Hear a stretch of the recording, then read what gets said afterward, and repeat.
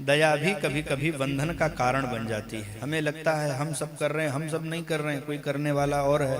एक स्थिति तक अपने उत्तरदायित्वों का निर्वाह करिए, बाकी सब अपने अपने प्रारब्ध का भोगेंगे।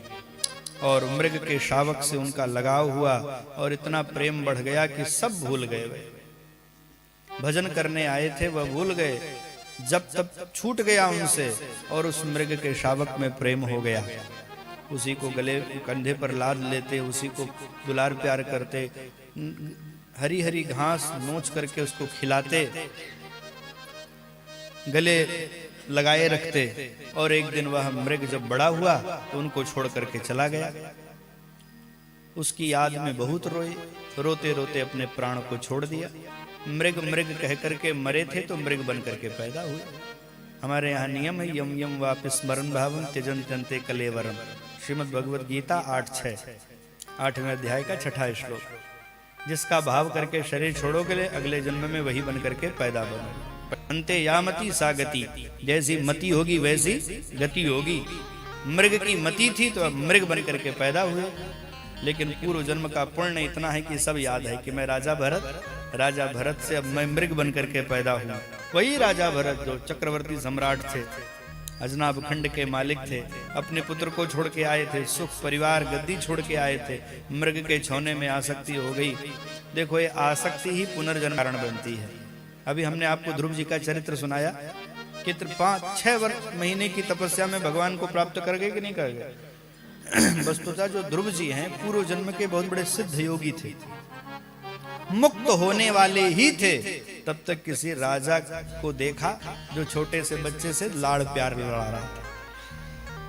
राजकुमार बनने की कामना हो कि मैं भी राजकुमार होता तो मुझे भी ऐसे दुलार प्यार मिलता।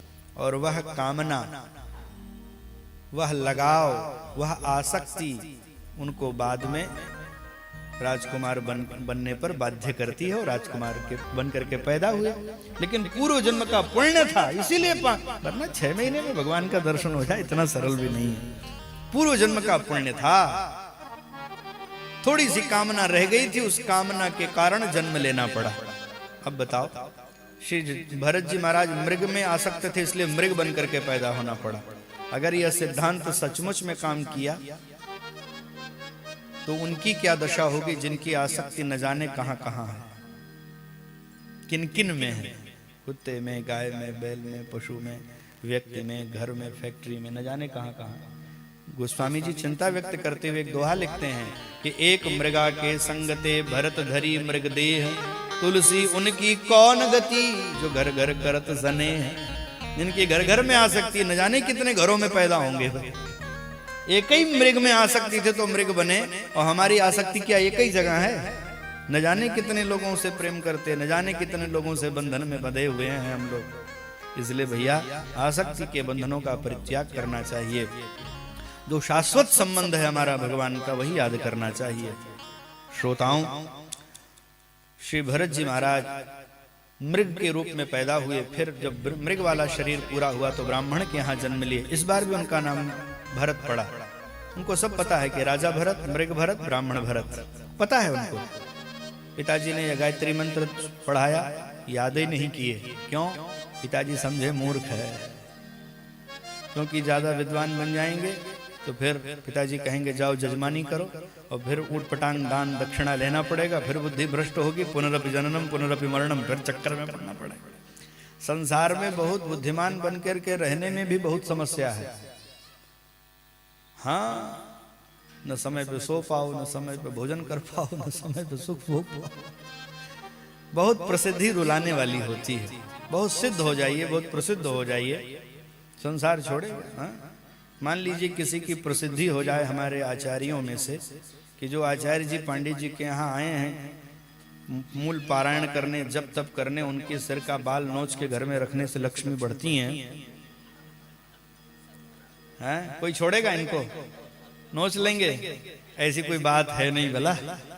हम कंफर्म करें, दोबारा कह रहे हैं, ऐसी कोई बात, मैंने केवल उदाहरण दिया। वैसे भी आजकल तो जो ही ऐसी इस पुटपटांग बातें लोगों को ज्यादा शॉर्टकट ज्यादा अच्छे लग रहे हैं। तो प्रसिद्धि रुलाने वाली होती है। मान बढ़ाई जब ते आए तब से किस्मत टूटी, स्वामी स्वामी बजने लगे लगन राम से छूटी। संसार में रहना है तो मूर्ख बन के रहो। और एक बात आप अगर पढ़ेंगे तो पाएंगे कि सूर, तुलसी, कबीर, मीरा अपने कालखंड में ऐसे ही थे। इनकी रहनी ऐसी थी कि कोई इनसे जरा नजदीकी नहीं बनाता था, सब दूरी बना के रखते थे। कोई पागल कहता था, कोई बावरा कहता था, क्या क्या नहीं कहा गया इन्हें। कोई अभागा कहता था, कोई दुत्कारता था, कोई बैठने नहीं देता था। तुलसी जी को तो कोई अपने करीब भी नहीं बैठने देता था। अपने क्षेत्र के एक प्रकांड विद्वान हुए श्री श्रीश जी, वे कहते हैं कि जन्मे ते अभागा बतावा गए, घर से बहिरे दुरियावा गए। तुलसी बाबा, बहिरे हूँ कहूँ न पनाह मिली, हर गांव गली ते भगावा गए। घिस के पिस के जब चंदन भय, तब तुलसी माँ गावा गए। तो बाद में लोग तुलसी तुलसी करने लगे। लोग कहते थे जन्मते माँ को खा गया, बाप को खा गया, मौसी को खा गया, दासी को खा गया, भगाओ इसको। कुत्ते की तरह दुत्कारते थे। तो भैया संसार में रहना है तो थोड़ा सा बच के ही रहना पड़ता है। एक व्यक्ति मुकदमे में फंस गए, उनको लगा कि अब बार बार गवाही देने आना पड़ेगा, कब भजन करेंगे। बड़े होशियार थे, लेकिन उन्होंने कहा कोई उपाय बताओ। तो उनको गुरुजी ने कहा, जब जज साहब पूछे तुमने देखा कुछ, जो ही पूछे तुम ऐ करते रहना। हमसे मैंने हम सुनिए आप, ये बात सत्य है। जज साहब ने पूछा क्यों भाई, तुमने घटना वारदात के समय क्या देखा? बोले तुम वहां खड़े थे। बोले तुमने कुछ देखा? बोले अरे तुम्ही से पूछ रहे। बोले बार बार करे। जज साहब ने कहा लगता है थोड़ा सा पागल है, और पागल की गवाही मान्य नहीं होती, भगाओ इसको यहां से। कान पकड़े, बोले बच गए भैया, आज बच गए, नहीं तो बार बार दौड़ाते और भैया भजन छूट जाता हमारा।